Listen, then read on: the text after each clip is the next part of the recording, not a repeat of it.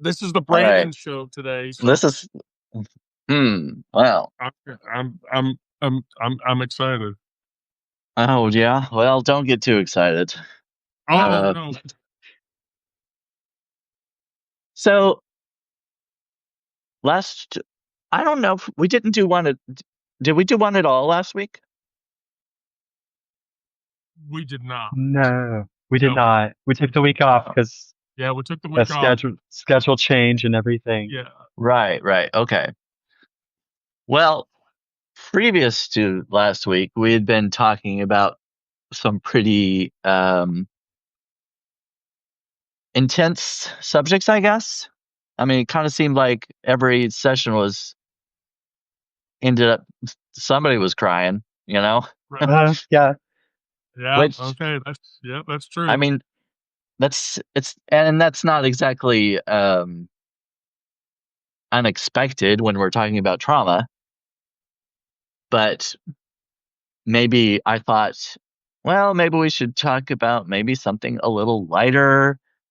And I think somebody had mentioned humor, and I mean, I can't tell you that I'm gonna make you laugh all hour long, but um, I I decided to go into basically defense mechanisms because okay. that's one of the things that humor can be, that we can use humor Oh, for. yeah, very What? much so. Oh, okay.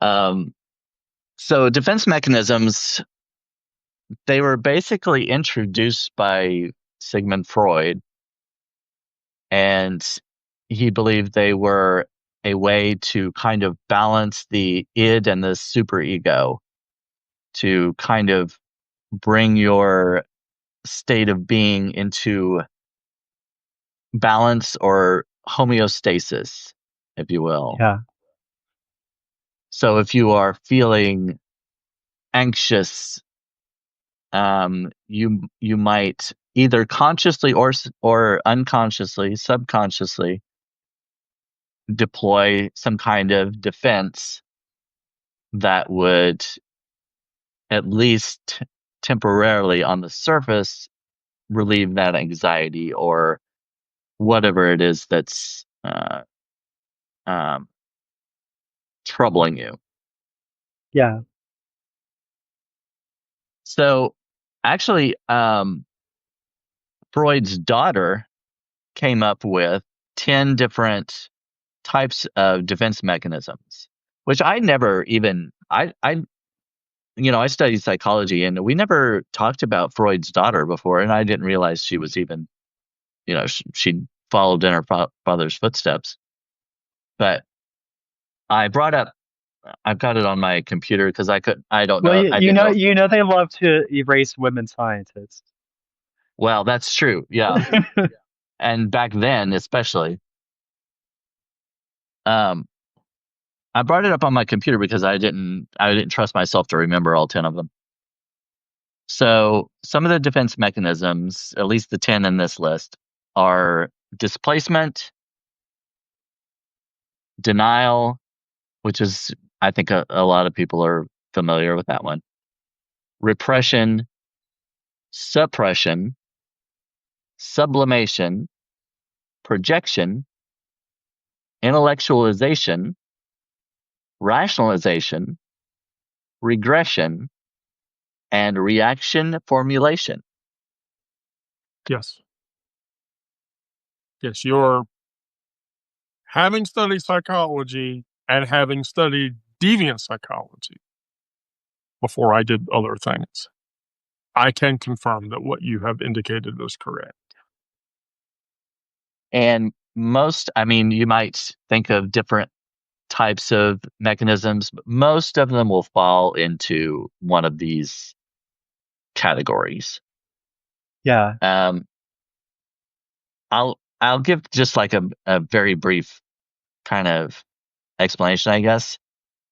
Displacement is taking feelings out on others. Denial obviously denying that something exists. Right. I think that especially is one that a lot of queer people go through, and perhaps their parents or loved ones, Mhm. they have these feelings, and they may be at odds with what they've been taught or how they've been raised in the church or whatever. And Right. so to deal with that imbalance, that's you know, whatever you call it, that conflict, that they will deny it so they don't have to deal with it. It's a Yeah. defense, because that anxiety comes up. You're like, well, I feel this way, but I'm being taught that that's wrong. So Right. I'm going to deny that this exists. Yeah. I'm going to, and I think a lot of parents are like that too. They believe that something that's being gay is wrong or whatever, and they realize that their son or daughter is uh, queer, and so they try to deny it. Yeah. Well, even like more progressive parents employ denial because they might have, maybe their ideology is a little bit different, and so they are accepting of queerness in like a theoretical sense, Right, right, But when but it becomes like one of your kids, that's a different story. right, yeah, like yeah, gay people are fine. My son being gay, that's not That's fine. not okay. right. Yeah. Yeah, When it comes home, when it becomes right in front of your face and real, that's a different story. yeah, And yes, metaphor says cognitive dissonance. Yes, that's the yeah, kind of the battle in one's mind, basically. Um, so denial, repression. I think we've all kind of heard of that. Oh, Kind of, it's you're talking to a person that has gap years. If you want to have the repression discussion, yeah. we can talk about that. So there's repression and suppression. Right. SUP, suppression. Repression, of course, is an unconscious tamping down of Yeah. memories or trauma, and Yeah. suppression is actually consciously pushing it away, pushing it down, and that's very similar to denial, I think. Um, Sublimation is converting unacceptable impulses into more acceptable outlets, and that happens a lot in anger. Like if we're really angry at something, and so we have a punching bag in our garage that we take out our aggression on, that's a more acceptable form rather than going out and attacking. using a person for that punching bag.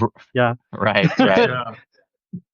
You can be, and I mean, this happens in every relationship. You get mad at your spouse or whatever, but you don't take it out on them in a physical sense, or you shouldn't, at least. But a more acceptable form would be using a punching bag or taking up kickboxing or some kind of sport, that kind of gets your adrenaline flowing and kind of gets that out. You know what I mean? Um, Projection, of course, is putting your feelings onto someone else, kind of basically assigning your feelings, what you're feeling, to someone else. Like you don't want to deal with it yourself, so you're like, well, you're the one that's angry or that's not accepting or whatever.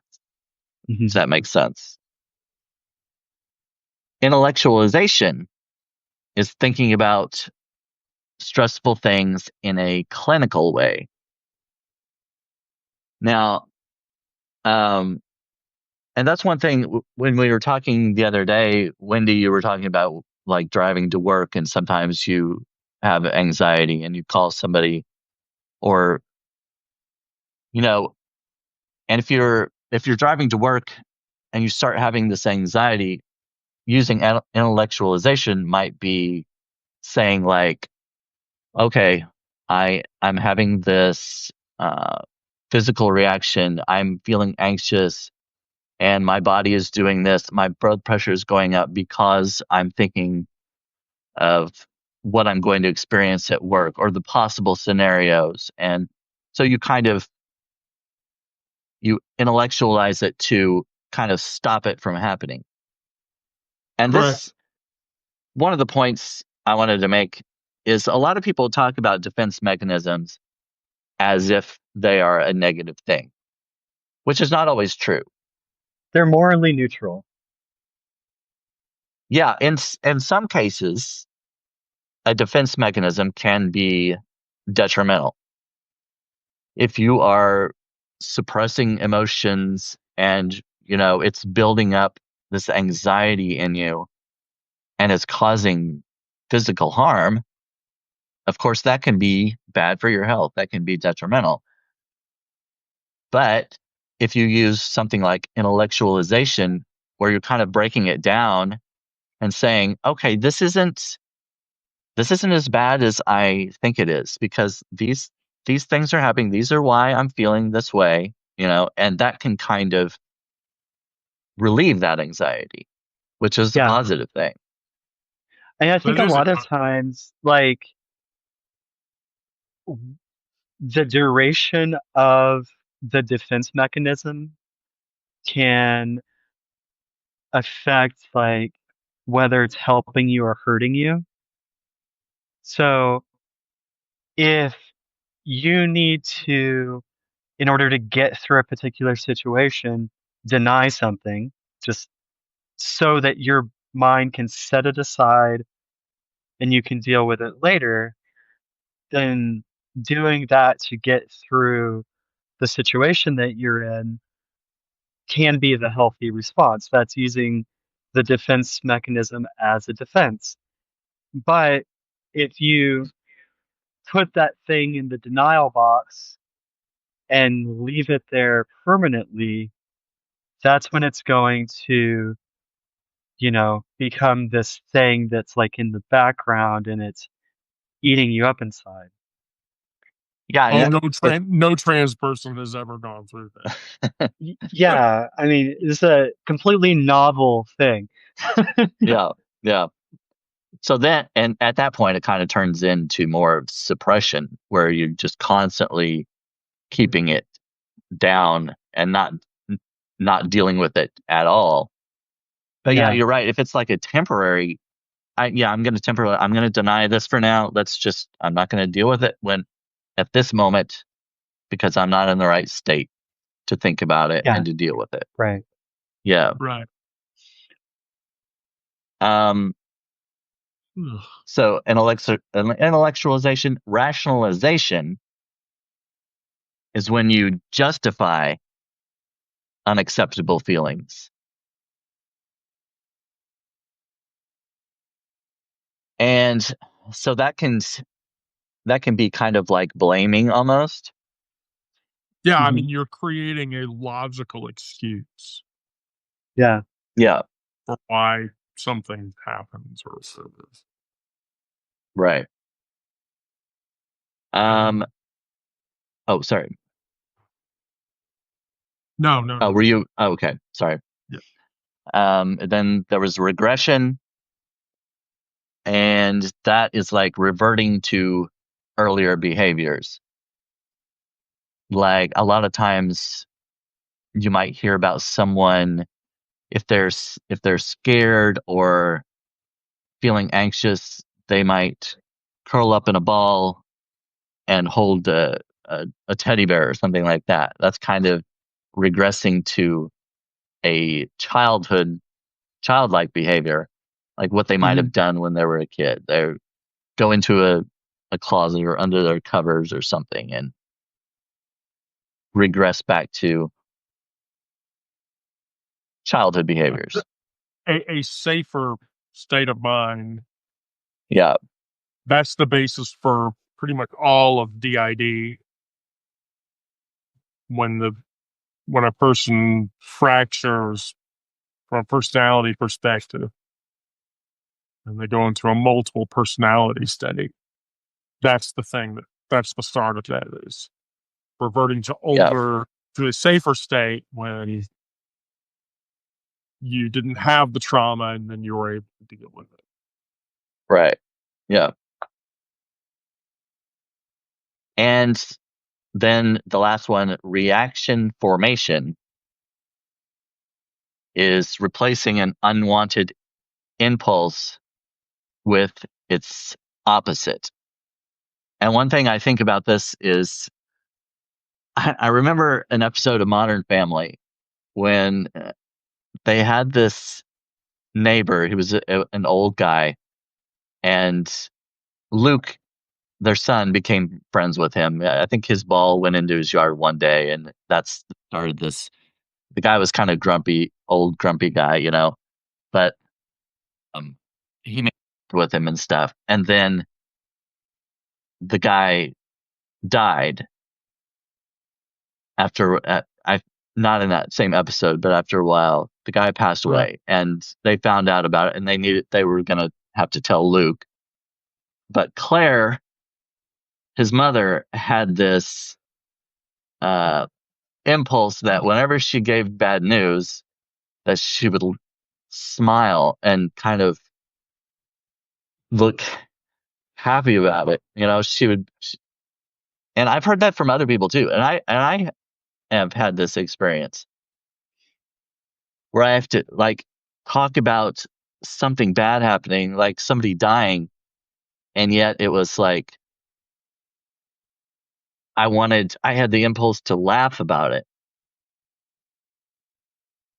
And that's kind of what this is. It's like you're feeling really sad, and if you express that, if you actually gave into that emotion, you probably would cry. And in order to you don't want to do that. I don't want people to see me cry. I don't want to be vulnerable in front of people and have that emotional response. And so my body kind of expresses it as happiness. Like, even though it's a horrible event, you're basically doing the opposite. And that's kind of, I think I kind of use that a lot, using humor in a lot of my writing. I'll write about like my boyfriend's death or things like that, but I might throw something sarcastic in there or something funny, because I just can't deal with all the sadness. You know what? I've got to, I don't know, I've got to have some kind of a little release from that heavy emotion, you know? It's funny you say that, because I have to say this, because this is what this is. The queer stories that I write at the end of the day, there are real people who are modeled. They're real people that some of the characters are modeled after. Yeah. Bubba and Ramy in particular. And Bubba, the actual Bubba, died years ago. He was overweight. His heart gave out, and he did a lot of not healthy things. But I never dealt with that loss. It happened in a very tumultuous period of my life, and so only recently have I tried to cope with that death. And the way I have done that is to personify him in a story, the way he would have acted if he were alive today. It's very much how I write him in those stories.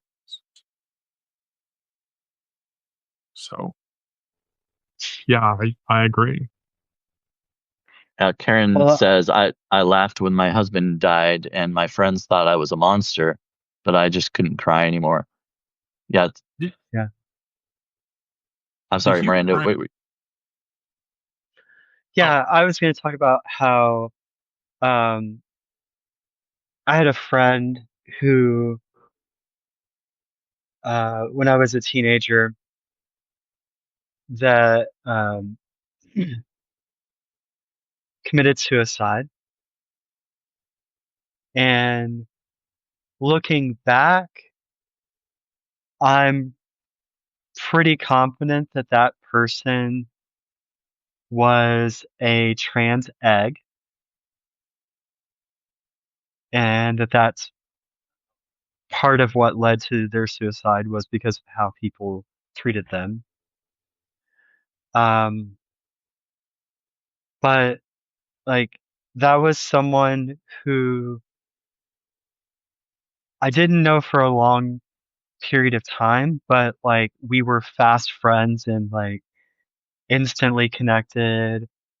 Um, felt like, I don't know, spiritual element to the friendship or something. And um, but when they died, people made fun of them after they died because, oh, he was caught in his girlfriend's panties, or like, the told all these stories and like really like denigrated and sexualized this person. And so I felt like I couldn't mourn them at the time. And so I suppressed that memory so effectively, um, that like I had like this idea in the back of my mind over the years that like, oh, I lost a friend to suicide at this point in time, but like that's as much as I would let myself think about it. And it wasn't until I was getting close to my egg cracking and started really looking at a whole group of memories that I had actively suppressed when I was younger, to the point where like I didn't have access to those memories until my like mid to late 30s. Um, and so I was um, I was in the middle of the like a work day at my office whenever the memory of that person, who they really were, and um,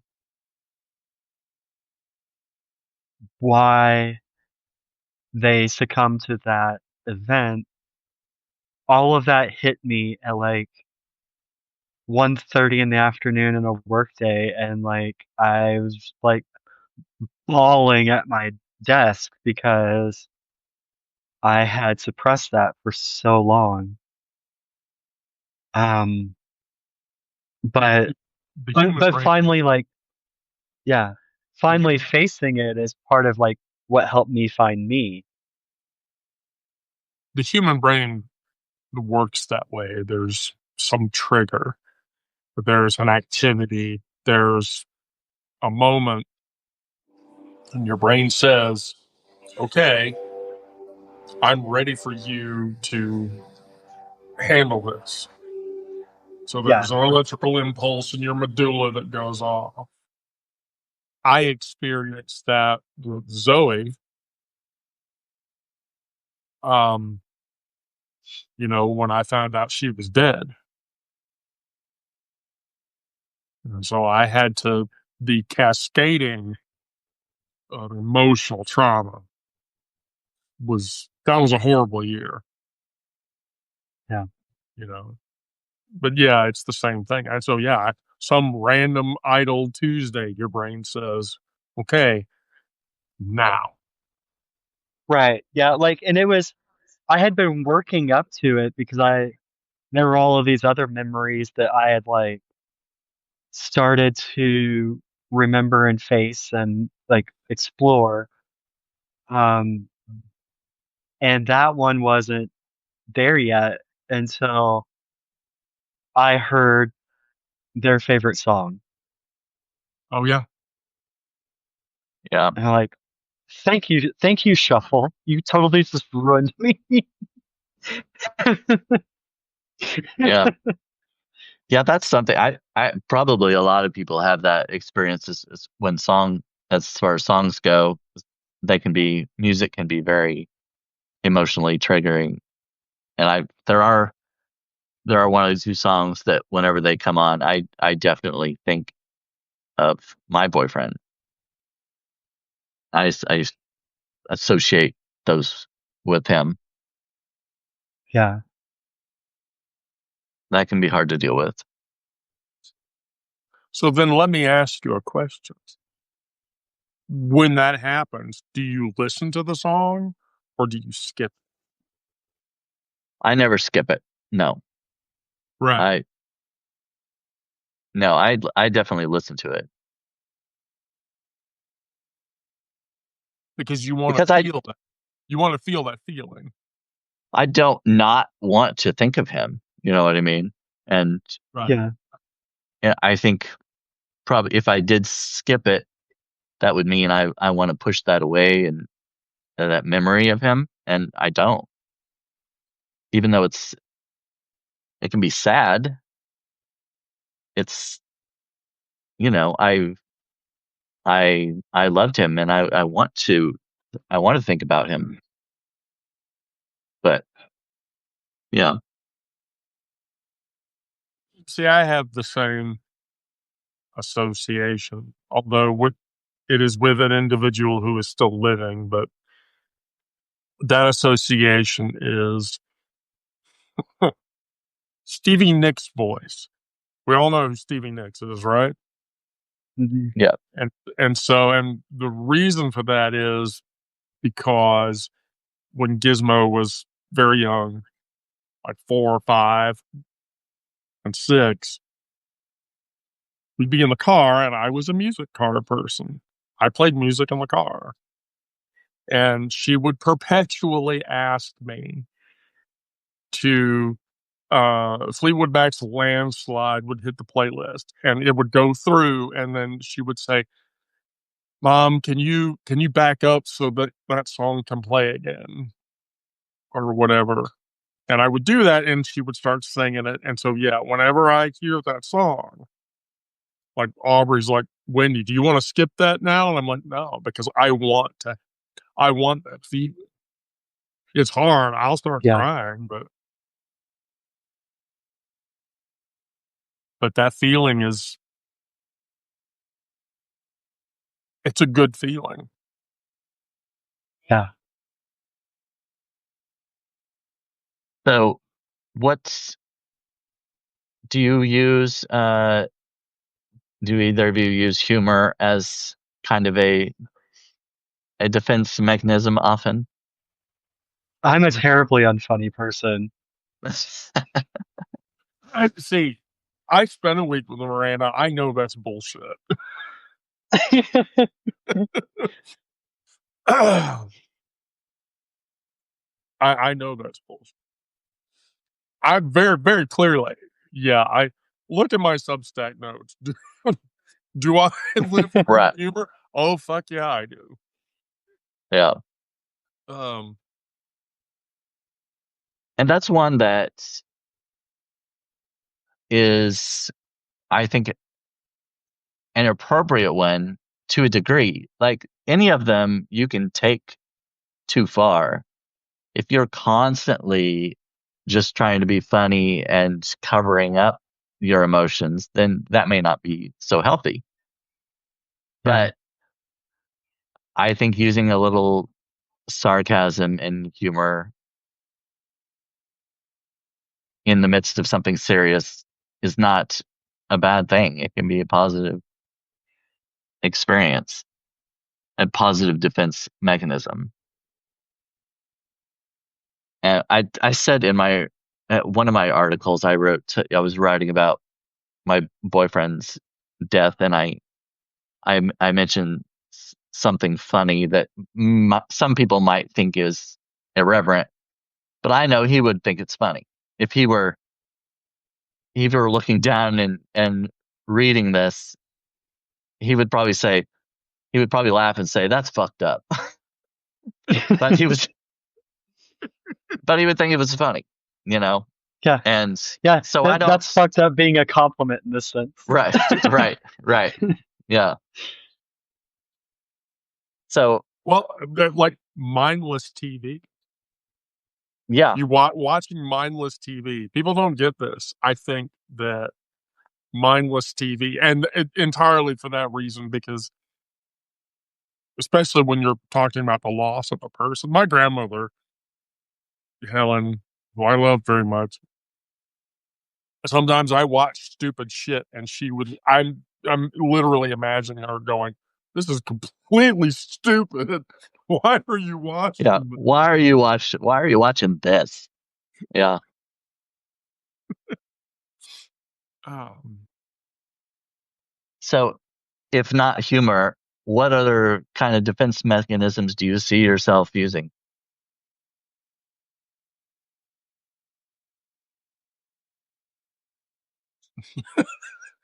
that you want to admit to? no. I have a whole list, but some of them are not great. Do you want me to Right. read my Yeah. list first? You want me to read my list first, Miranda? Sure. All right. So when I was much younger, intense exercise. Mm, I literally would get out, throw my headphones on, and start running until I was near complete exhaustion. And that's a healthy way to, as a coping mechanism, that's healthy, but you might get yourself into trouble if you're not sure. Well, that's kind of what Miranda was talking about. Maybe the last time we talked, or not too long ago, about I was it tennis or Yeah. Yeah. I played competitive tennis, and because I was so wrapped up in the idea of proving myself as a man through sports, yeah, um, I shredded the cartilage in both my knees because it was like hustle all the time, go for every shot, do the, you know, work harder than everybody else to do good at the thing. Yeah. See, for me, that was MA, martial arts competitions when I was younger. And it was Yeah. always like fight 2 weight classes higher than I should have. Like, I really, I remember Karen. If you read my bio, Karen was the girl I dated in that time. I remember Karen telling me, "You go out there and you get your ass beaten in, and you still enjoy it." And I'm like, "'Cause I'm dealing with shit." Yeah. Um, the other one is creation, writing. Writing for me is very clearly a coping strategy. If yeah, I didn't do it, then I so here's the one where you're gonna judge me. And now again, when I was much younger, casual sex, a lot of it, yeah, which that can be very not good if you're not careful. Yeah. Um, you know, uh, uh, and even further still, coupled with that, drinking and substance abuse. I mean, I was knocking down whole bottles of Macallans every week or so, just just trying to deal with it.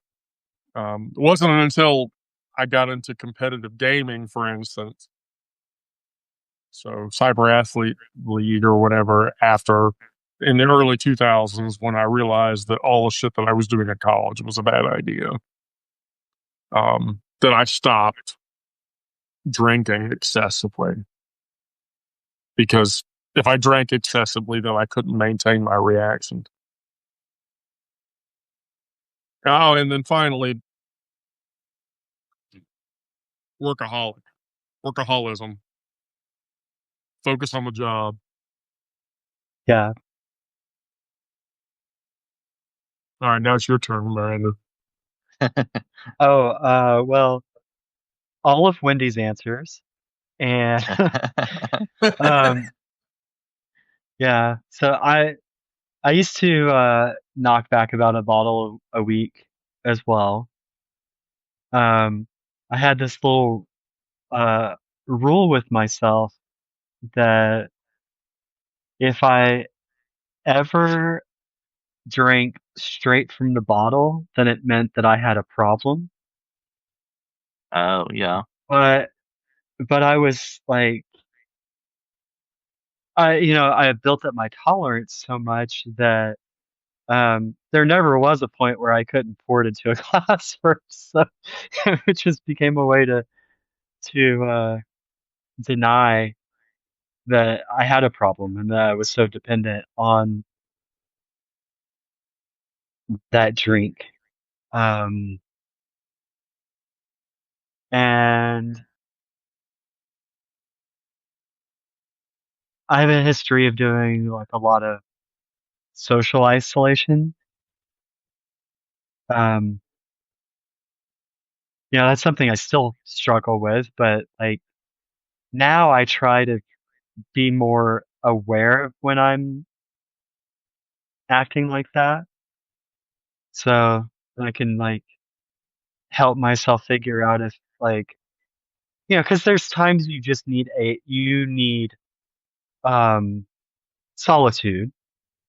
Like solitude is not a bad thing. So you might need to tell your friends like, I need some space so I can spend some time with myself or figure out this thing. But when you just, stop returning calls, stop returning texts, disappear, don't show up at your usual places, um, that's a different story.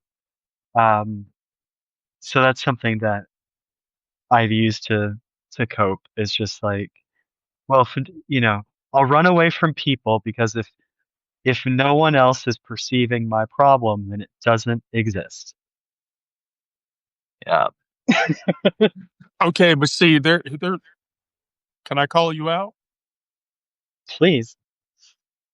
So I asked Miranda if we could do trauma on Friday, and Miranda was like, "I don't have the headspace." And so when she tells me that, the first thing that goes off in my head is, okay, I'm not going to talk to her all weekend. She tells me that on Friday. She's trying to compartmentalize some shit, and I'm not gonna talk to her all weekend. But on Monday, is your headspace okay? Invariably I get that yes, I'm better. But I try with her specifically not to go like weeks and weeks. Yeah. Um, I do the same thing with other members of the publication. Hell, Brandon, you probably get more messages from me than you're comfortable with, but I just, yeah, but I'm so fine. yeah, I agree with you on the isolation thing. I do it. And that's one thing you brought up is recognizing signs.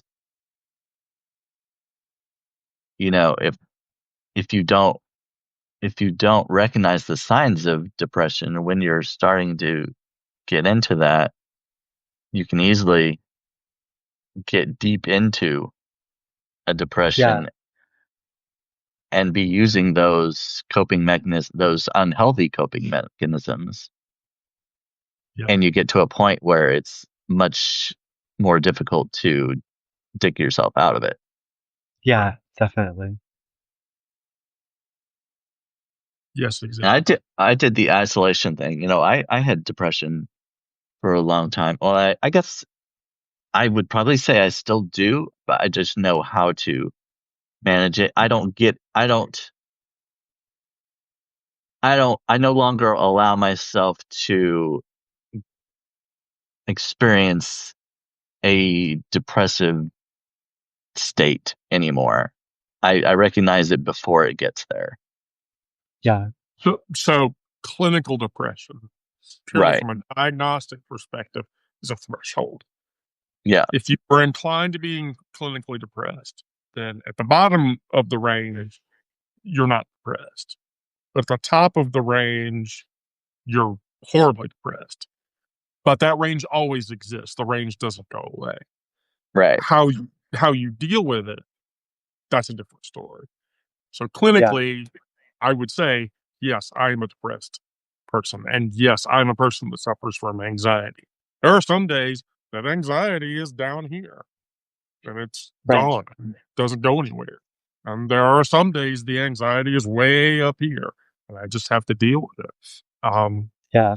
But I recognize the possibility that I will always have that emotional state one way or the other. Right. And So I would. let me ask you, Brandon, when you Mm, do feel yourself getting depressed, what do you do? I guess it depends on the situation, but like if I recognize what started it, it's usually it's usually something that's it's usually something minor. That's usually what happens in most of the cases where if I get depressed, there will be something minor will happen and I'll feel bad about it. And then I'll start to think of other things that kind of perpetuate it. Yeah. It's death by 1,000 cuts. Yeah, And there's like that one little trigger and it sends you that direction. right. And so I usually can. I feel like I don't want to like sound arrogant or braggy or whatever, but I feel like I'm more self-aware now where I can recognize signs and stop it and be like and think back. I think it's always a good idea to think back to, if you can, think back to where this started. How yeah. Okay, this started because of this thought. Well, why did that thought happen? You go back and back until you find the origin. And usually it's something that is, like I said, it can be very minor, and I can try to look at it more objectively and think, did I start thinking this because it's real, or is this an imagined problem? Is this something like a potential, like I'm going into a situation and I think that this will probably happen, and then that gets me thinking, well, if that happens, then this is going to happen and this is going to happen. And I keep going and going. But the original thought, it wasn't rational. It was Yeah. completely imagined. You know, I'm going into this situation and I'm projecting that this completely irrational thing or imagined thing. I mean, there's a possibility, I guess, of it happening, but it's not likely. And I'm thinking of it as it's a reality, if that makes sense. I don't know if it's making sense in my head, but I don't know if I'm getting it out right. You are. Yeah. It Yes, makes sense. you're definitely making sense. Okay. So I can usually go back to the original thought and say, this is that was that's stupid. This isn't even real. And I'm attaching these real emotions to something that hasn't even happened, you Yeah. know? And so then I can cause it to dissipate. It's okay if that original thought is gone, if it wasn't even real to begin with. I don't need to be depressed now. I didn't need to go down this whole road to where I would be depressed about it. Right. Yeah. So if you can stop it early enough, you don't have to go down that rabbit hole. Yeah. Nope. If you can recognize those signs. And it also helps if you have like a partner or someone close to you who also can recognize the signs and point it out if you're able to accept it, if you're able to, That's sometimes the hard part. right. If you know and trust them and they know you, that they know these signs, then that is helpful, I think. Yeah. Oh yeah, my wife knows all my triggers, all my like tendencies toward coping poorly, and you know, she usually knows what's up before I've recognized it in myself yet. Yeah, that's one Um, thing about those signs. Sometimes you don't recognize them and you just keep going, and it's a lot easier to, I don't want to say criticize exactly, but it is. I mean, it's easier to criticize someone else, to point out something in someone else, to see it in someone else, than it is to see in your yeah, own self a lot of times. Yeah, because what people see externally is entirely different than what you perceive about yourself externally. Sure, right. that one, she does it to me all the time. The minute she hears my phone like fall down on my desk, I immediately get these. Are you okay over there? Yeah. You know, Something very or small and subtle, but she recognizes it. yeah, she immediately will recognize it. Or I, if I start crying randomly, or if I look like I'm starting to cry, and she's like, "You look like," or that song, one of like my big 10 songs comes on the playlist. Wendy, don't you think you should skip that song? No, I need to loop it 5 more times. No, I need to loop it 5 more times so that so that I can hear it or whatever. But Yeah. um, I tell you, that happened to me over the weekend. So over the weekend on Saturday, it was family day at my Gizmos college. So by the way, I'm just gonna say there are people that maybe don't know this, but um, my child's actual name is Abby. And so for the purposes of the story, I'm gonna say Abby. And so I had not been down to Abby's school before. And so um, the opportunity to go and tour it, I didn't go and tour it, and then she made her decision. And so anyway, so like all of the things, um, well, so after that was over, we all went to dinner in the artsy district of the town. That involved going to the Capricorn Music Museum. And like all of the Capricorn recorded albums, they have these little listening stations or whatever. And so and and so Gizmo was sitting at one of those stations, had the headphones on her ears, and she was listening to an Allman Brothers record because the Allman Brothers recorded a bunch of songs at the Capricorn studio in Macon, which is where my child goes to school, Mercer University. And so the song she was listening to was the Allman Brothers' Melissa. And when I saw that, I immediately started to bawl, and I had to escort myself to a corner. And that one's like, "Are you okay?" And I'm like, "Yeah, I just need a minute. Yeah. You know, that, yeah, they all know that everyone has a trigger.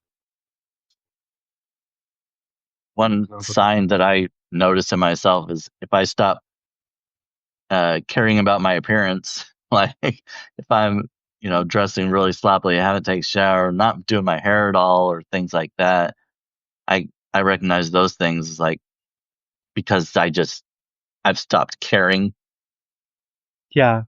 I've stopped caring about myself, and that might seem kind of superficial, I guess, because it's appearance, but that's one of the signs for me. Okay, I'm putting that in my filing cabinet, by the way. Oh dear. If Brandon comes on looking too rough, we need to check on him.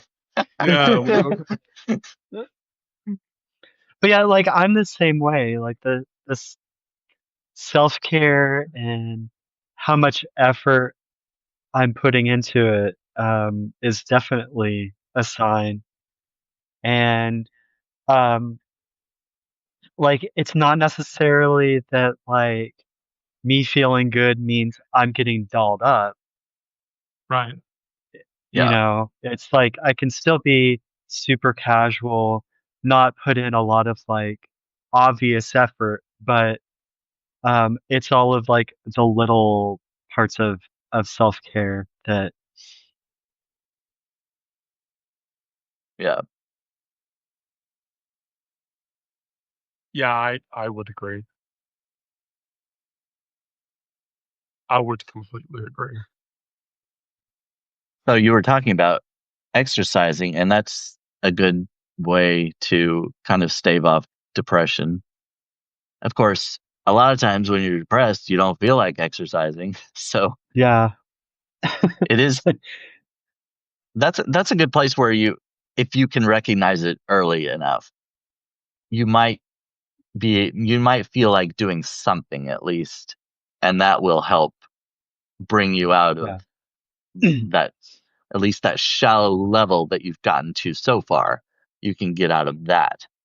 If you've gone too far into the depression, you're not going to do anything. You don't Right. feel like doing any exercise. You don't feel like going out with friends or whatever. But that's why it's important to if you can, work on becoming self-aware, recognizing the signs that lead you down that road. Yeah. Because that's the important part. Recognizing it early is really a key. I think something else that's important is like meeting yourself where you are. So if like good mental health you is at the gym 3 times a week doing a certain workout and you fall off that pattern because your mental health is slipping, um, maybe you can't jump right back to your 3 times a week at the gym, but you might still be able to motivate yourself to go for a long walk Right. or, at least do your workout 1 day a week and, see what you can do to stabilize yourself and you can work your way back. You don't have to like Right.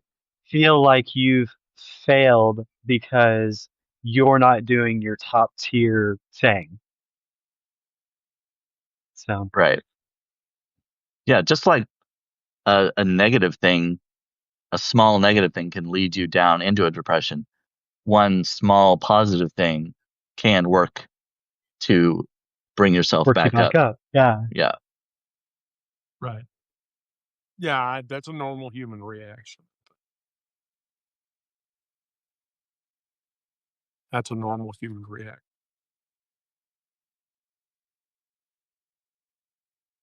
So I know we didn't, laugh all hour long or anything.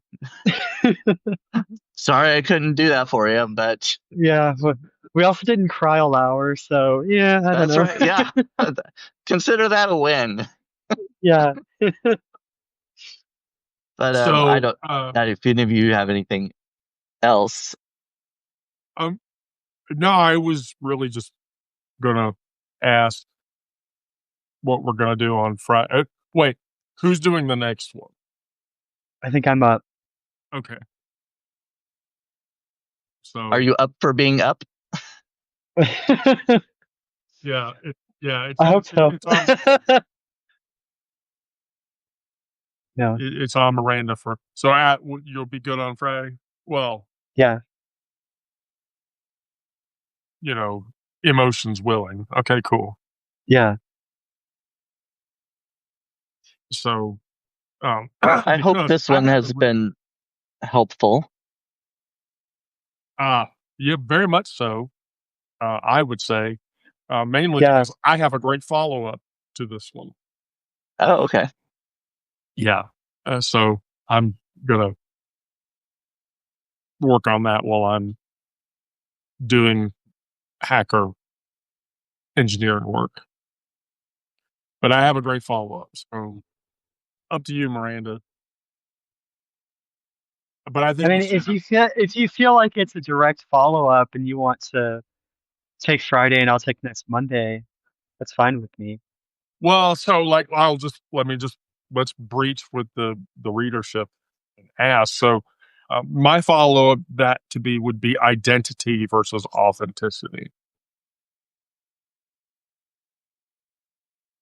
Um, so if you decide not to, I have a follow up for identity and authenticity. Okay. But I want you to do it. So Okay. Well, identity versus authenticity is definitely like always a good topic. So yeah, it doesn't necessarily need to follow as a sequel. It'll still be no, no, fresh no, next no. next Monday. I have a list that, and it's interesting. I will tell you, Brandon, my list um, has many parallels to what you have communicated here, and so it's like, oh, okay, well, I can just cross that one off the list. Oh. Well, I hope I didn't steal your thunder or anything. No, God, no. I, in our private chat area, I'll like give you my list of the things that, and you can. Oh, I'll take that one. Okay, you can take that one. That's fine. It's more important that the people who are watching us learn from those experiences and grow or whatever, more than it's important who does it versus who doesn't. Yeah. Um, I think they're broadly important topics to have discussion about, and I think easily, at least for 6 or 7 of these, we all have uh, experiences to convey through them. Surely, Yeah. surely, yeah, surely we do. I do have another topic that I had been thinking about that I'd like to bring up sometime in the next time I'm up. Next time you're up, yes, Yeah. yeah, I'm all for it. I'm all for it. Just um, let's just agree. Let's never break this band up. Let's always be a three-piece, and no matter how famous or infamous we get, we should just agree not to. Let's don't break the band Mm, because I never want to have to say, like years from now, can we get the band back together? yeah. We don't want a reunion tour. We just want to keep touring. Yeah, not to exhaustion, but I mean, I want to do a tour like twice a week. I don't Yeah. think that's. I don't think that's painful. Is that painful for either of you? It's not for me. No, it's good for me. Okay, good. All right. Well, Brandon, Brenda, thank you both. Thank you to everybody that's watching. So I guess we'll see everybody at 1 o'clock on Friday. Awesome. All Bye, right. y'all. Love you both. Bye. Stay safe.